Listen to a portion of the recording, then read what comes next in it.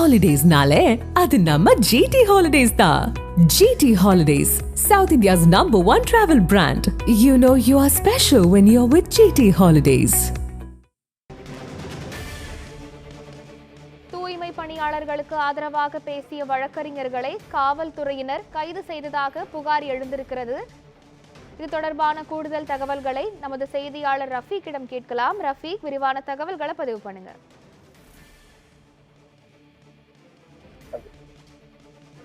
சென்னை அண்ணா சாலை D2 காவல் நிலையத்துக்கு உட்பட்ட பகுதியில் இருக்கக்கூடிய தற்போது பெண் வழக்கறிஞர்களான துப்புரவு பணியாளர்கள் போராட்டம் நடத்திய விவகாரத்தில் அராஜக முறையில் போலீசார் கைது நடவடிக்கைகளை மேற்கொண்டதை தட்டி கேட்ட CPL அமைப்பு நிலவு மொழி செந்தாமரை மற்றும் தொடர்மதியை ஆகிய இரு பெண் வழக்கறிஞர்களை அண்ணா சாலை போலீசார் கைது செய்துள்ளனர்.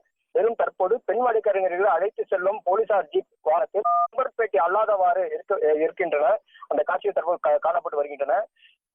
அது மட்டுமின்றி CPL அமைப்பினர் அதிர்ச்சி அடைந்த நிலையில் தற்போது நியூஸ் செய்தியாளர் தற்போது தகவல் தெரிவித்த அடிப்படையில் நேரடியாக சென்று இந்த காட்சிகளை எடுத்திருந்த போது காவல் உதவி ஆய்வாளர் உடனடியாக தடுத்து நிறுத்தும் செயல்களும் ஈடுபட்டார். அதுவும் மீறி தற்போது இருக்கக்கூடிய அந்த வீடியோ காட்சிகள் தற்போது காணப்பட்டு வருகின்றன. தொடர்ச்சியாக இது மட்டும் இல்லாமல் இருக்கக்கூடிய நம்பர் பிளேட் அல்லாத போலீசார் வாகனத்தில் நம்பர் பிளேட் அல்லாதவாறு ஒரு குற்றம் சாட்டப்பட்ட நபர்களை அழைத்து செல்வது முறையானதா என்பது கேள்விக்குறியாகி வருகிறது. அது மட்டுமின்றி அண்ணா சாலை D2 அண்ணா சாலை காவல் நிலையத்தில் இருக்கக்கூடிய ஜீப் வாகனத்தை அழைத்து செல்லும் காட்சியும் தற்போது வெளியாகியுள்ளது. இவர்களுடைய குற்றச்சாட்டு குறித்து தற்போது இருக்கக்கூடிய